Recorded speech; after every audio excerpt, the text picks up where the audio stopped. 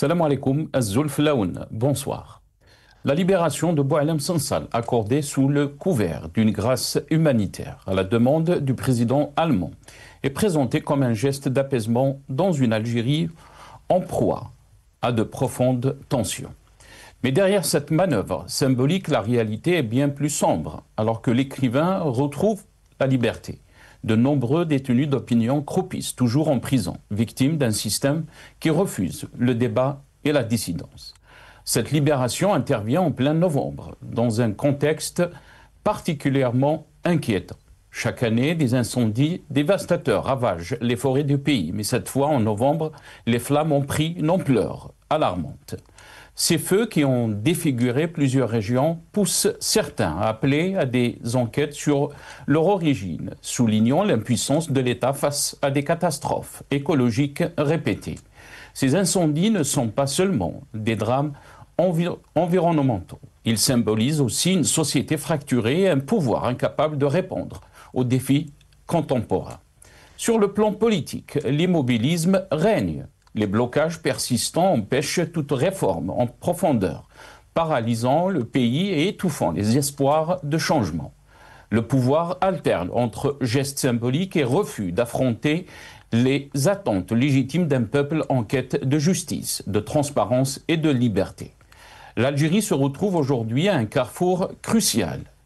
Au-delà des gestes ponctuels, c'est une refonte profonde de la gouvernance, une véritable ouverture démocratique et une prise en compte sérieuse des défis sociaux et environnementaux qui s'imposent. La nation ne peut plus se permettre de laisser ses forêts brûler, ni ses citoyens être réduits au silence. Sansal est libre, mais l'Algérie reste prisonnière d'elle-même. Et tant que les voix dissidentes seront bâillonnées et les feux continueront de dévorer ces terres, le pays restera au bord du gouffre. Nous débattrons avec nos invités juste après cette petite intro.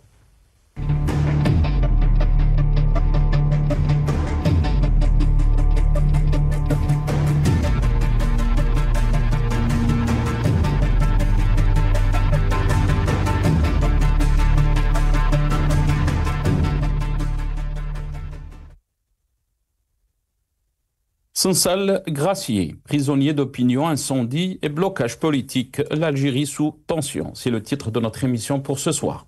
Et pour en parler, j'ai le plaisir d'accueillir dans cette émission M. Athman Mahzouz, président du RCD. Il est avec nous depuis Alger, via Skype. Athman Mahzouz, bonsoir. Merci beaucoup d'avoir accepté l'invitation. Bonsoir à tous vos téléspectateurs et merci de m'avoir invité. J'espère qu'on passera d'agréables moments aujourd'hui. Merci beaucoup, Athman Mahzouz. Merci beaucoup d'avoir accepté l'invitation. On a avec nous aussi, depuis la Belgique, Maître Salah Debbouz, avocat et défenseur des droits de l'homme. Marhaba bik, Maître Salah Debbouz, merci beaucoup d'avoir accepté l'invitation. Azul, bonsoir, marhaba bikoum, et je salue Monsieur Mahzouz. Ça fait bien longtemps qu'on ne s'est pas croisés.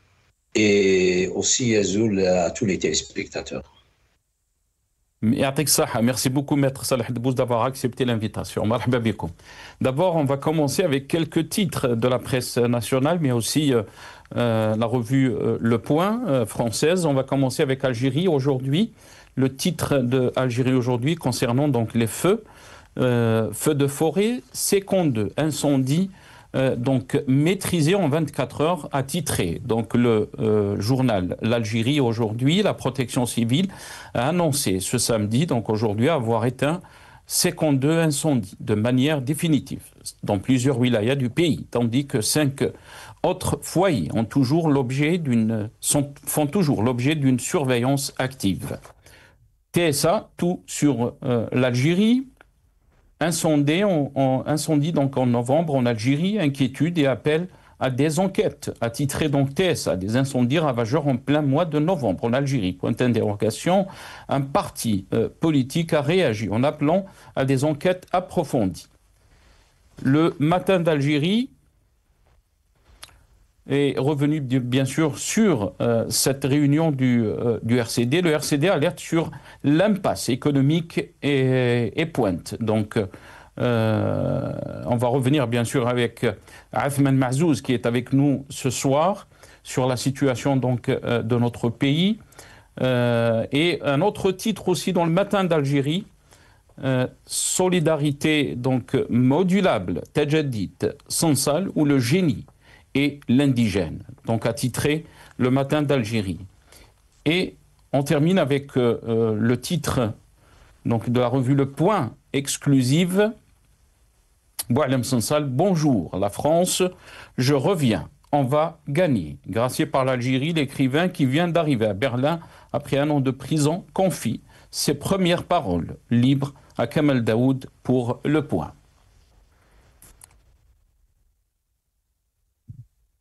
Athmane Mahzouz, je vais commencer cette émission avec vous. D'abord, une réaction par rapport à cette grâce de Boualem Sansal. Il y a eu beaucoup de réactions donc à l'intérieur, mais aussi à l'extérieur. Qu'est-ce que vous en pensez? Je pense que hier, donc, vous vous êtes réunis avec le parti pour examiner la situation politique, économique et sociale et diplomatique du pays. On va revenir sur ces questions. Mais je pense que le RCD s'est félicité donc, de cette grâce de Boualem Sansal. Quelle est votre réaction, Athmane Mahzouz? Je voudrais d'abord saluer Maître Stella Debouze, un ami que je n'ai pas revu effectivement depuis bien longtemps. J'espère qu'on se reverra bientôt. Maintenant, s'agissant effectivement de la libération de Sansal, c'était tout à fait prévisible hein, au vu de ce que vit notre pays. Et le parti, le RCD, a été l'un des rares partis à avoir, dès le départ, en fait, dit que la prison ne peut pas être la solution pour celui qui exprime une opinion, même si nous ne sommes pas d'accord avec les déclarations de Sansal. Nous avons plaidé sa libération parce que tout simplement, Sansal n'a pas en fait dit des choses que d'autres n'ont pas dit. Ils sont nombreux à exprimer des positions pareilles, mais pour contrer ce genre de position, contrer ce genre de déclaration, il faudrait laisser la parole libre aux Algériens d'exprimer leur point de vue et de défendre l'intégrité territoriale de notre pays. Je l'avais dit qu'effectivement, le RCD a été l'un des rares partis à dire que nous ne sommes pas d'accord avec l'emprisonnement de Sansal. Et nous étions, en fait, c'était perceptible que sa libération arrivera un jour pour justement dire que ceux qui sont en charge de la gestion du pays ont failli et on ne règle pas. On ne règle pas les différends diplomatiques ou les différends qu'on a avec d'autres États par l'emprisonnement de personnes. C'est notre point de vue, c'est notre position et nous l'avons dit au moment voulu. Nous n'avons pas attendu aujourd'hui où beaucoup de voix et beaucoup de partis politiques se sont félicités de sa libération. On aurait aimé les entendre bien avant, exprimer leur voix de manière libre et de manière cohérente, parce que aujourd'hui, on n'a plus de classe politique. On a une classe politique soumise, on a une classe politique aux ordres, une justice aux ordres, chose que le RCD n'accepte pas. Nous sommes un parti autonome et nous tenons justement à notre autonomie d'action. Très bien. Je rappelle, Athmane Mahzouz, que le RCD donc, réitère son exigence. C'est dans le communiqué que vous avez publié après la réunion d'hier, la libération de tous les détenus d'opinion, l'ouverture du champ politique et médiatique et l'abrogation des lois liberticides qui étranglent la vie publique et associative. Effectivement, le RCD n'a pas seulement plaidé pour la libération de Sansal. Nous étions aussi un parti qui a tout le temps accompagné les familles des détenus et les détenus dans tous les procès qui étaient intentés contre eux. Et nous avons appelé à leur libération et nous réitérons justement cette exigence-là de libération de tous les détenus d'opinion.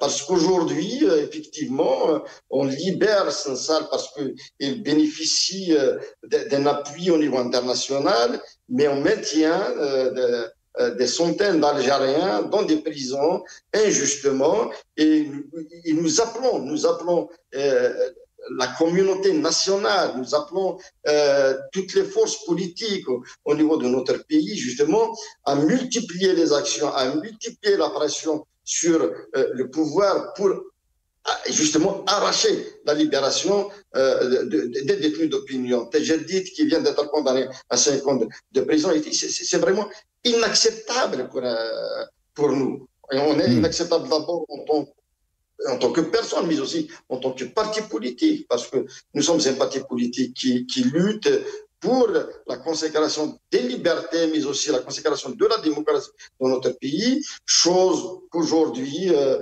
nous vivons, disons-le malheureusement, nous vivons dans un pays fermé, dans un pays oppressif, dans un pays qui gouverne par la répression et par la peur, chose que nous n'acceptons pas. Et nous plaidons, et nous ne cesserons jamais justement d'oublier tous ces détenus d'opinion injustement incarcérés dans les prisons algériennes. Très bien. Restez avec nous, Othman Mahzouz. Maître Salah Debbouz, votre réaction par rapport donc à la grâce de Boualem Sansal. Il y a eu beaucoup de réactions dans les médias algériens comme quoi l'Algérie n'a pas cédé aux pressions donc, de la France. Mais je rappelle aussi que vous avez publié une lettre du détenu, donc Mohamed Ben Bachir Babanjar, آخر رسالة أنا الموجود في السجن ظلما لمدة 20 سنة إلى كل إنسان لا يزال قلبه ينبض بالإنسانية في هذا الكوكب وخاصة أبناء وطن الجزائر إلى كل من آمن ببراءتي وساندني لمدة 20 سنة وطالب بإطلاق سراحي سواء كانوا في الجزائر أو خارج الجزائر. شكرا جزيلا لكم. Bien sûr, il y a une version en français sur le cas donc, de Mohamed Ben Bachir Babanjar, détenu donc injustement depuis 20 ans. Le communiqué, bien sûr, on peut lire comme quoi il va commencer une grève de la faim le 23 de ce mois. Maître Salah Debbouz, vous avez publié ce communiqué. Qu'est-ce que vous pouvez nous dire? Bien sûr, cette semaine, on a vu donc cette grâce de Boualem Sansal et vous venez bien sûr de publier le cas de Babanjar. D'abord, je veux préciser une chose. La grâce de Boualem Sansal, ce n'est pas une grâce humanitaire, c'est une grâce présidentielle pour soi-disant raisons humanitaires. Je dis bien pour soi-disant humanitaire, c'est une grâce présidentielle et c'est une première en Algérie qu'il y ait une grâce qui tombe sans qu'il y ait une occasion habituelle et que ça concerne une seule personne. Ça n'est jamais arrivé, c'est la première fois que ça arrive. Mais il y a une autre lecture que je propose, moi. En fait, Boualem Sansal était détenu, mais ce n'était pas un détenu.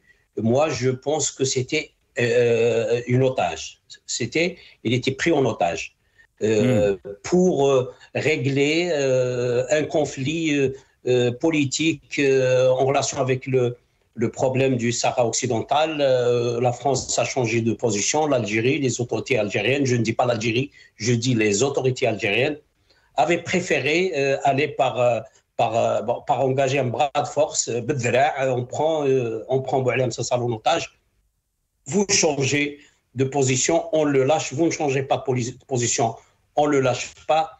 Ce bras de fer, c'est compliqué. La situation politique et diplomatique entre l'Algérie et la France s'est historiquement dégradée. Jamais elle a atteint un niveau aussi bas que ce qu'elle a atteint cette année. Et ça n'est allé jusqu'à ce que les ressortissants algériens en situation régulière en France maintenant sont en train de souffrir de cette dégradation. Il y en a beaucoup que je connais qui qui ont vu leur carte séjour bloquée et toutes les aides qu'ils recevaient étaient bloquées. Et puis, il y avait aussi des menaces que la France, en riposte à ça, avait lancées envers les dignitaires, les intérêts personnels des dignitaires de l'Algérie d'un côté, et puis le signal envoyé par le Parlement pour entamer une procédure de dénonciation de l'accord de 68. Et après la réunion du Conseil de sécurité, et j'ai l'impression qu'en ce moment-là, l'Algérie avait compris que la France et les puissances mondiales ne peuvent plus faire marche arrière par rapport à ce dossier du Sahara occidental. Ils ont accepté de lâcher l'otage et de normaliser la relation diplomatique avec l'Algérie. Ça, c'est une lecture que je fais par rapport à tout ce que j'observe. Et j'en donne comme preuve l'intervention du président allemand. Nous savons très bien que les Allemands sont un petit peu spécialisés dans la libération des otages.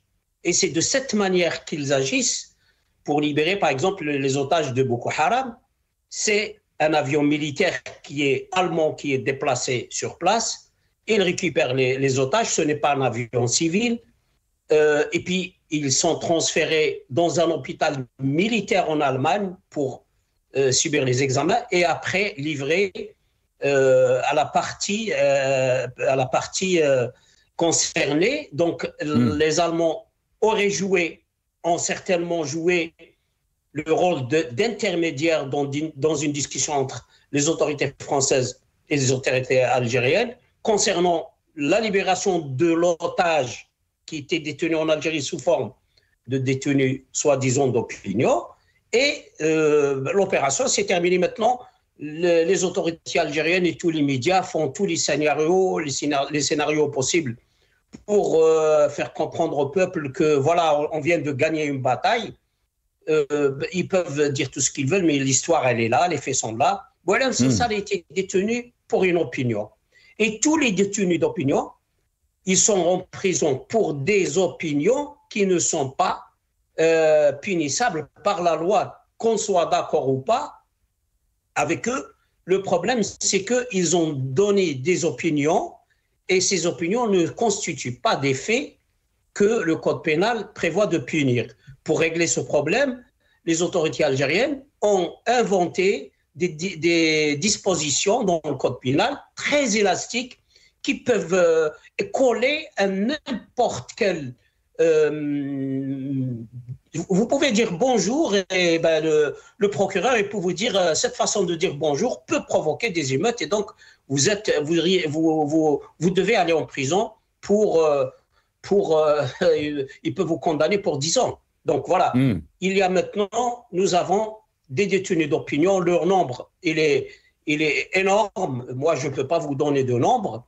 Nous avons des exemples types. Aujourd'hui, Mohamed a publié par l'intermédiaire de son frère qui a appris cette lettre par cœur et qui est venu la publier, que j'ai essayé de traduire et que j'ai publié en 2 versions.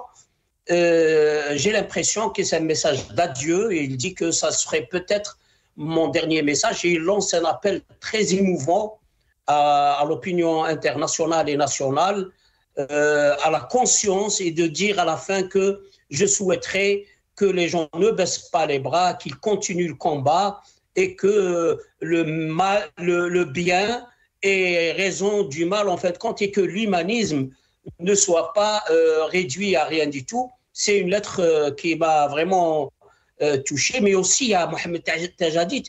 Attention, il est en grève de la faim. Je pense qu'il est entré aujourd'hui ou il va rentrer demain en grève de la faim.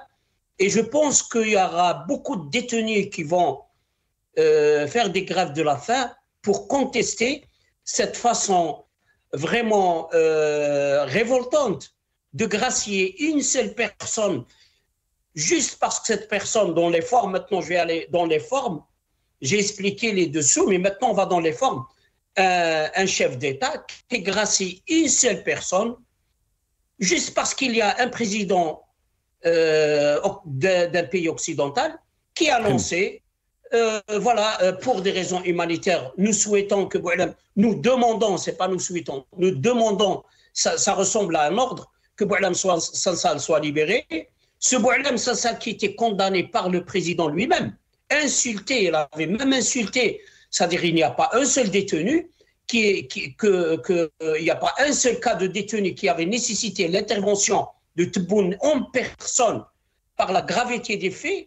Et il a intervenu pour Boualem Sansal avant même qu'il soit condamné pour dire que c'est très grave les faits qui lui sont reprochés. Ensuite, il est le seul à être libéré et dans des conditions extrêmement éclair, c'est-à-dire il reçoit un message 24 heures ou 48 heures après, il a été libéré, mis dans un avion et parti vers un autre pays, Boualem Sansal.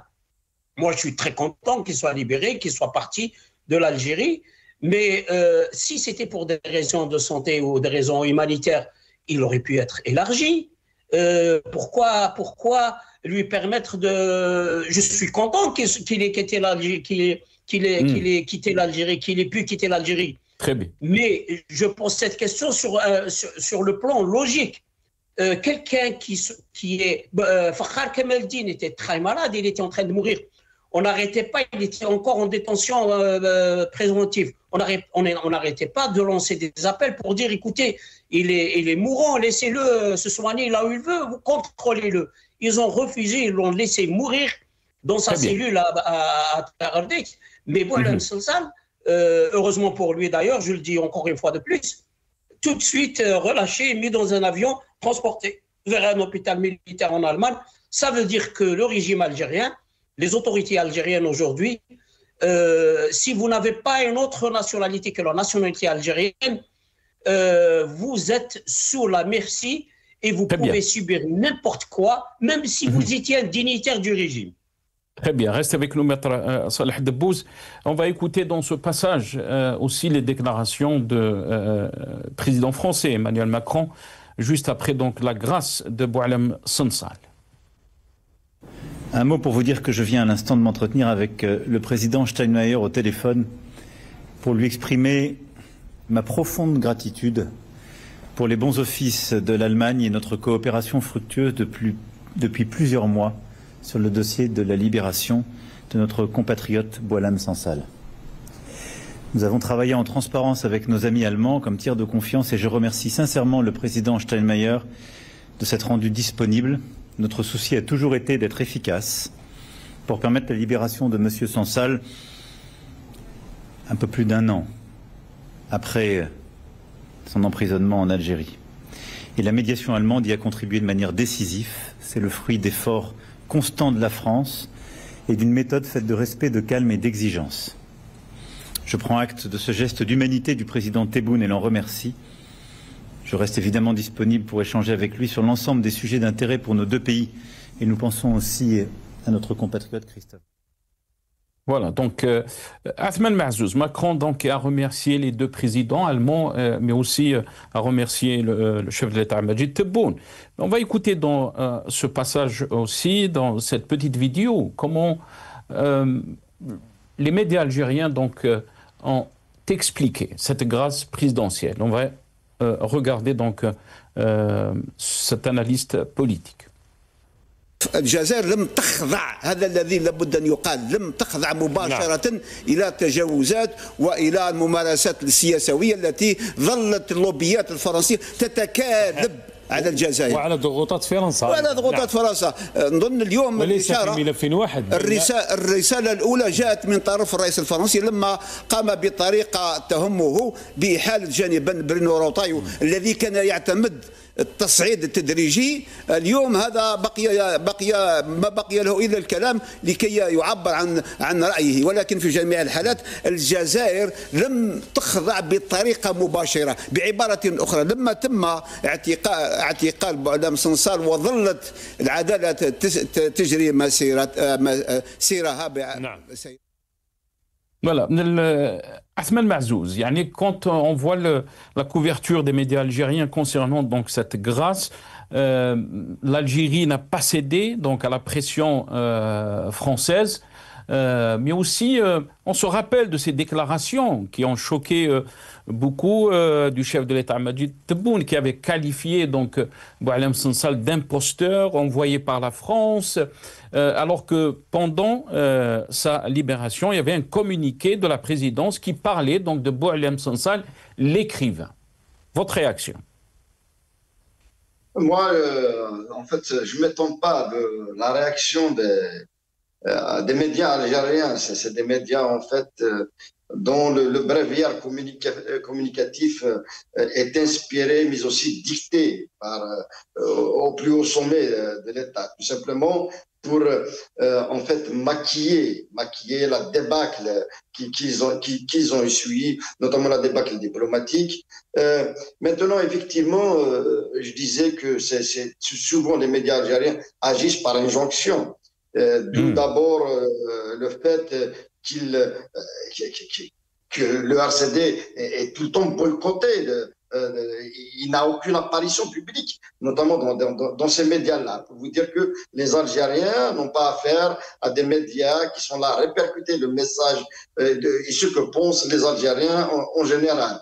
Maintenant qu'effectivement, lorsque Abdelmajid Tebboune avait accablé Sansal, c'est toute la presse qui l'avait accablé. Et maintenant que Tebboune a libéré Sansal, tout le monde vient prêcher la bonne parole et dire que c'est grâce à Fakhamatou que Sansal a été libéré, c'est parce que c'est un geste humanitaire. Or, que tout le monde sait.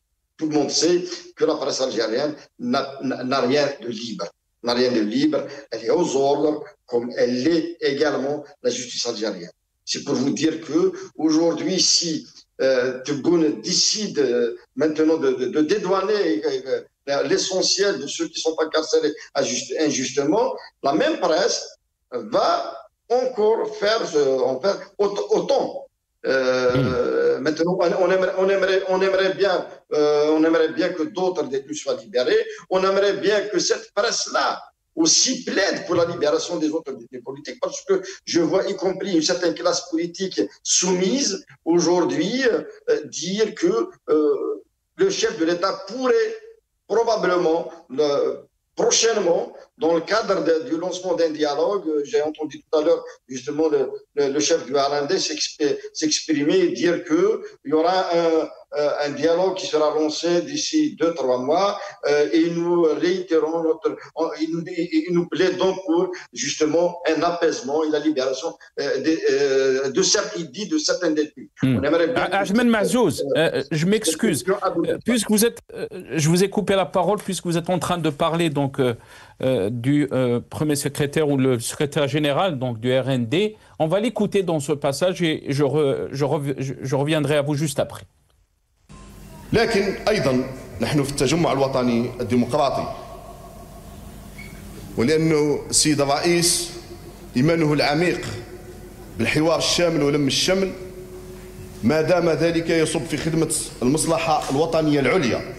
نحن اليوم أمام مرحلة تغلب فيها لغة الحوار على لغة الخصام، وتفتح فيها أبواب الأمل لكل من أخطأ في لحظة انفعال تجاوزت القانون، وهي رؤية نثمنها ونضع ثقتنا الكاملة في حكمة رئيس الجمهورية وقدرته على احتواء الجميع في إطار ما يعزز وحدة الوطن ويقطع الطريق أمام تجار اليأس، وحتى ندعوه للعفو على بعض الحالات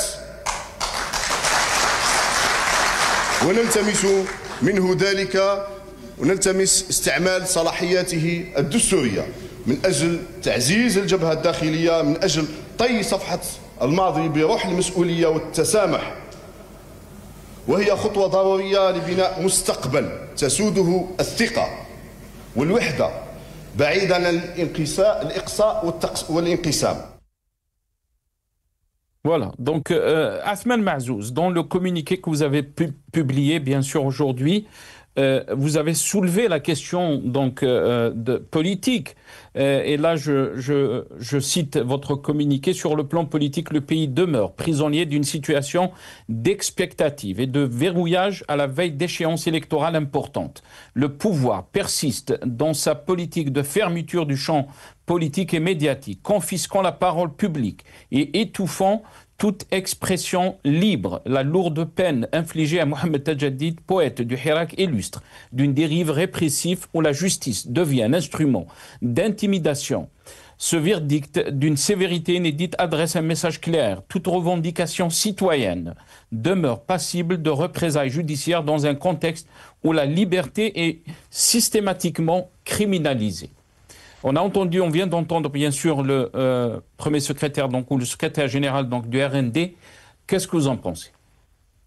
En fait, on s'en félicite que maintenant le secrétaire général du RND dise qu'il y a eu des dépassements, disent en fait qu'il plaide pour la libération de détenus, parce que tout simplement ils savent pertinemment qu'ils sont dans l'erreur, mais aussi que ce climat-là que nous vivons au quotidien, cette fermeture, notamment la fermeture du champ politique, cette fermeture médiatique, elle est gravissime. Elle est gravissime pour un pays qui se dit démocratique. Nous ne pouvons pas vivre dans un pays où tout est fermé. Nous-mêmes, au sein du RCD, nous avons énormément subi.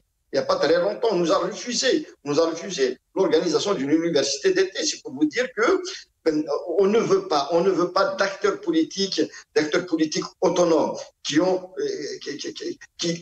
font des constats réels, qui disent la vérité aux Algériens, qui dénoncent ce que subissent les Algériens. Maintenant, ils sont en train de mettre en avant justement ce genre de formation politique à la veille d'une élection. Et c'était prévisible, hein, que nous attendions à cela. Maintenant, d'autres vont ressortir aussi. Nous avons vu des changements dans l'argumentaire, mais aussi dans les discours de pas mal de partis politiques à la veille de cette échéance électorale. Mais je sais pertinemment que les Algériens ne sont pas amnésiques, parce qu'on aurait aimé entendre ces partis politiques-là, justement, plaider dans ce sens lorsque la répression s'abattait sur les Algériens, lorsque les médias étaient fermés,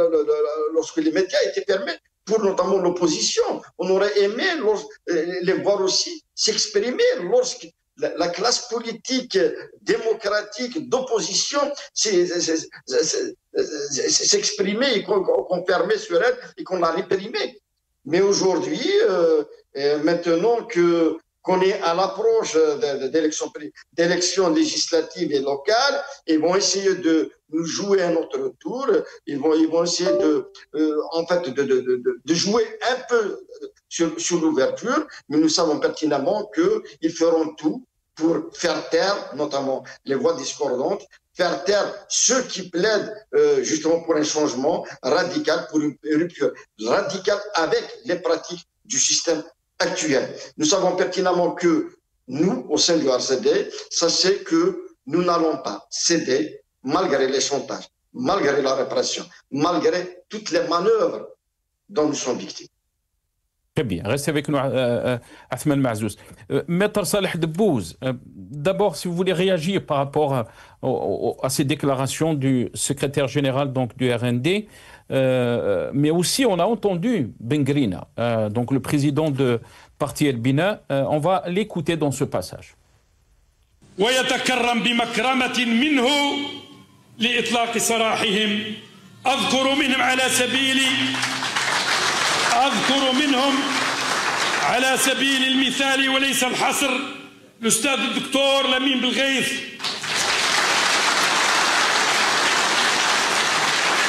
الأستاذ كريم طابو، الأستاذ نور الدين ختان، الأستاذ عبد الوكيل بلام.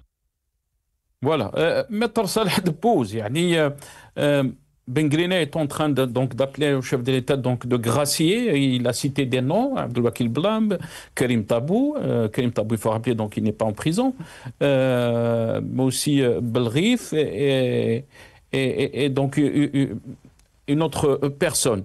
Alors que les premières paroles de Boualem Sansal, qui a dit, donc, qui a été publié par Le Point, il dit « Bonjour la France, je reviens, on va gagner ». Votre réaction?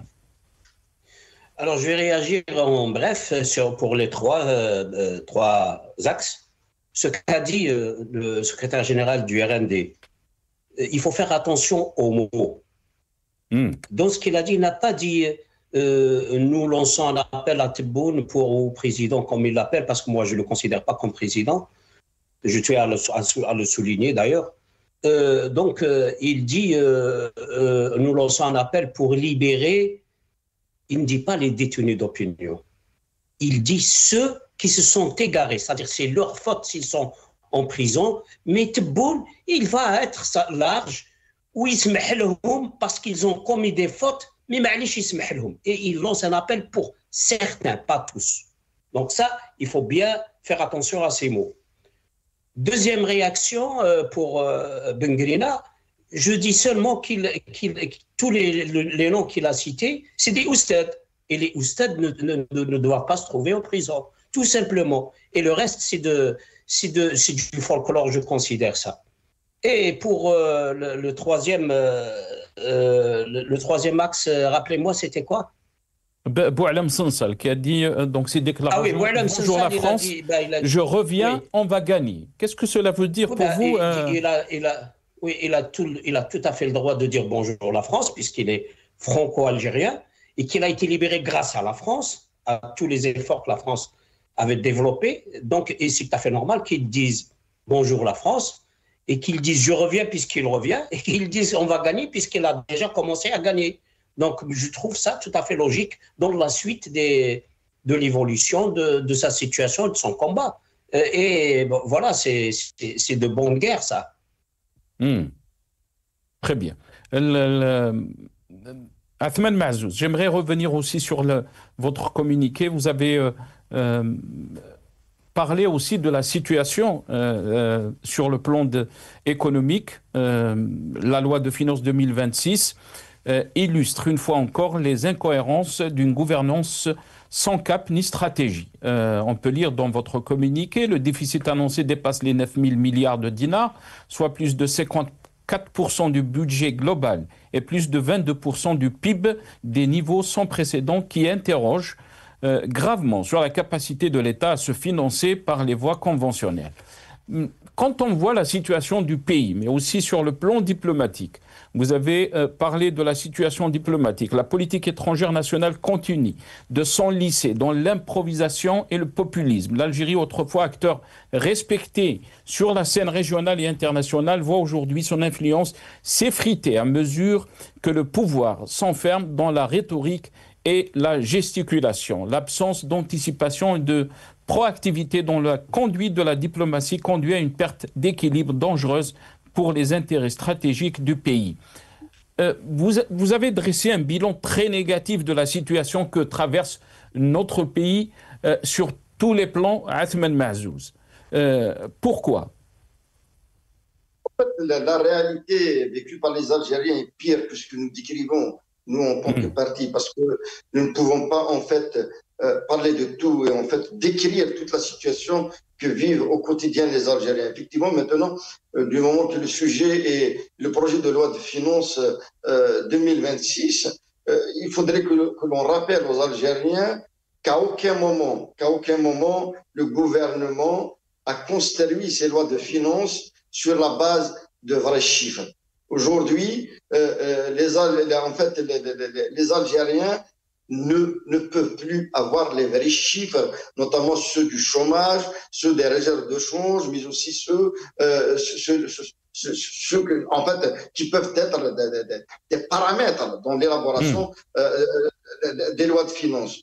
Aujourd'hui, effectivement, lorsqu'on voit qu'il y a un déficit de 54%, et j'ai écouté notamment certains intervenants au Parlement dire comment faire face à ce déficit abyssal. Le ministre des Finances dit qu'il n'y a qu'une seule sorte de financer ce déficit-là, c'est par l'endettement.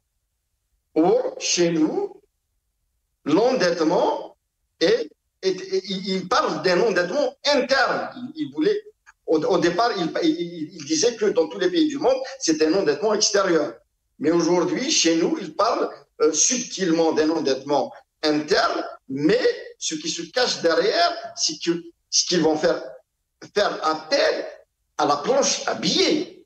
Ils ne veulent pas le dire de manière claire, nette et précise pour justement ne pas faire peur aux Algériens. Mais sinon, il faut juste voir sur le terrain la dévalorisation du dinar. Aujourd'hui, le dinar algérien a perdu presque un tiers de sa valeur en moins de 5 ans. Et ceci est gravissime. C'est toute la faillite. C'est toute la faillite de l'économie algérienne. C'est toute la faillite de la gouvernance actuelle. Et maintenant, si vous voulez que l'on aborde aussi la diplomatie algérienne a failli. L'Algérie aujourd'hui est isolée dans le monde. L'Algérie aujourd'hui n'a plus de parole dans le concert des nations. Aujourd'hui, l'Algérie est sérieusement réduite, acculée dans ces derniers retranchements. Il faut juste rappeler ce qui s'est passé lors du dernier Conseil de sécurité, où la cause sahraoui a été pliée sous le regard algérien. C'est-à-dire, là, l'Algérie aussi, moi je me demande si ça n'a pas été, en fait, tout ceci n'a pas été calculé dès le départ, y compris la présence de l'Algérie dans le Conseil de sécurité onusien. Parce qu'ils ont voulu que cette question sahraoui soit réglée en présence de l'Algérie. Maintenant, si on revient à cette résolution-là, en fait, l'Algérie a tout perdu. Les Sahraouis n'ont plus de choix que d'aller négocier, que d'aller discuter pour l'autonomie. L'autonomie dans le cadre de la souveraineté marocaine. C'est pour vous dire que l'Algérie s'est effacée complètement.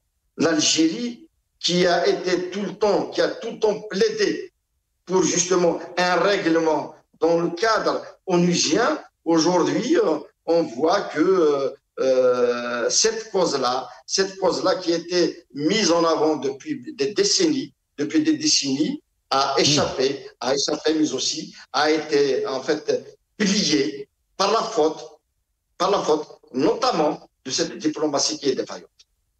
Très bien, restez avec nous, Athman Mahzouz. Maître Saleh Debbo, la situation est très accablante quand, bien sûr, on lit le communiqué du RCD, de la situation que traverse notre pays sur plusieurs plans. Est-ce que vous êtes inquiet? Mais aussi la question qui se pose, les Algériens, quelle perspective dans cette situation que nous vivons? J'ai jamais été inquiet comme je le suis maintenant. C'est-à-dire depuis 2 ans, je vois carrément que le pays s'engouffre dans une situation qui est catastrophique. Et le pire, c'est qu'on nous fait comprendre qu'on est en train de gagner alors qu'on est en train de perdre énormément. C'est-à-dire à chaque échec, on nous fait comprendre, on essaye de nous faire comprendre que, en fait, cet échec, c'est une grande réussite. Aujourd'hui, le problème par exemple, de la dévaluation du dinar, je me souviens quand Boun avait dit, mais écoutez, le dinar, on va l'augmenter. Le journaliste, il lui avait posé la question, comment vous allez faire? Il a dit, mais il y a des mécanismes dans la Banque d'Algérie pour redonner au dinar sa valeur. Et puis, il ne savait même pas si c'était le dinar qui valait $140 ou si c'était le dollar qui valait 140 dinars. C'est-à-dire la direction du pays est tenue par quelqu'un qui ne sait même pas les valeurs des monnaies l'une par rapport à l'autre et qui pense que le dinar, c'est une question de mécanisme qui existe à l'intérieur de la Banque d'Algérie qu'il faut faire fonctionner pour le faire augmenter ou pour le faire descendre. Et si le pays est dirigé par des gens qui pensent comme ça, c'est-à-dire que c'est catastrophique. Alors maintenant, le dinar, qui est une monnaie non convertible, c'est-à-dire c'est une monnaie administrée, il y a ce genre de monnaie à travers le monde, c'est l'État qui détermine la valeur de la monnaie. Cette monnaie-là, c'est une monnaie qui c'est-à-dire que sur le plan international, qui n'indique pas sa vraie valeur. C'est une valeur fixée par les autorités algériennes. Après, cette valeur, elle est dopée pour lui donner cette valeur administrative. On fait du dopage pour qu'elle ait cette valeur-là, en quelque sorte. Je ne suis pas spécialiste en économie, mais j'ai fait des études en économie qui m'ont permis de comprendre certaines choses. Alors, nous savons que pour réparer cette situation, il y a des décisions qui ont été prises au début, en 1962 et puis en 1965 jusqu'aux années 70, qu'il faut revoir la politique de subvention à tous les produits de première nécessité qui fait bénéficier les plus riches et qui ne fait pas forcément bénéficier les pauvres. Ensuite, qui provoque une fuite de ces produits-là vers les pays voisins, là où ça coûte, y compris les hydrocarbures, les médicaments, la semoule, tout ça. Toutes ces subventions énormes qui sont mises sur les produits de première nécessité, qui nécessitent un exode massif et même parfois avec complaisance, si ce n'est pas des autorités des pays voisins, avec la complaisance même des services de douane et de l'armée, et qui, d'un autre côté, mobilise toute l'énergie des douanes et des militaires et des services de sécurité pour combattre ce phénomène qui est créé, au lieu de cibler les couches sociales qui ont besoin par une aide directe, par une subvention directe. Ça peut prendre quelques années pour régler ça. Les autorités algériennes, non. Ils s'attaquent aux conséquences superficielles. C'est-à-dire, bon, écoutez, le dinar perd sa valeur, on va imprimer beaucoup plus de dinars, on va dire que le dinar il a cette valeur et on va encore pomper les moyens que nous avons de réserve pour doper ce dinar, c'est-à-dire vendre à perte, si vous voulez. On achète à 10 € et on vend à 1 € pour que ça ait l'impression d'être gratuit, mais au détriment de deux choses, au détriment d'un équilibre financier réel, mais aussi et surtout au détriment de la qualité. Parce que quand vous allez importer pour vendre à perte, vous importez le deuxième choix, notamment les médicaments. C'est-à-dire, moi, je vis en Belgique, j'étais choqué de voir, quand je suis allé voir un médecin pour un traitement de quelqu'un que je connais, qui m'est très proche, en lui demandant les mêmes médicaments que cette personne recevait en Algérie. Le médecin m'a dit, mais écoutez, ça c'est du poison. Il va l'esquinter, c'est vrai qu'il va lui traiter le problème immédiatement, mais il va lui esquinter les reins dans 5-6 ans. Ces traitements ne sont plus valables en Algérie. Donc, parmi les conséquences de cette politique de subvention aveugle, on va aller à l'étranger chercher le moins cher pour ne pas payer très, très, très cher ce dopage. Donc, il y a un véritable problème de fond dans la politique, dans la conception de la politique de l'Algérie, que ce régime central et administré et archaïque qui est construit sur la base de la guerre froide ne peut pas comprendre pour pouvoir imaginer des solutions. Donc, je pense que je n'ai jamais été inquiet comme je suis inquiet pour l'avenir du pays maintenant. Très bien, restez avec nous, Maître Salah Debbouze. Athmane Mazouz, je vous laisse le mot de la fin très rapidement. Est-ce que vous êtes inquiet de la situation, de l'évolution de la situation de notre pays? Le communiqué que vous avez bien sûr publié prouve que vous êtes très inquiet de la situation. Et hier, donc, on a vu ces incendies en novembre en Algérie. On n'a jamais vu ça. Inquiétude, il y a des appels aussi à des enquêtes. On parle d'un complot contre notre pays. Je vous laisse le mot de la fin. Très rapidement, Athmane Mazouz.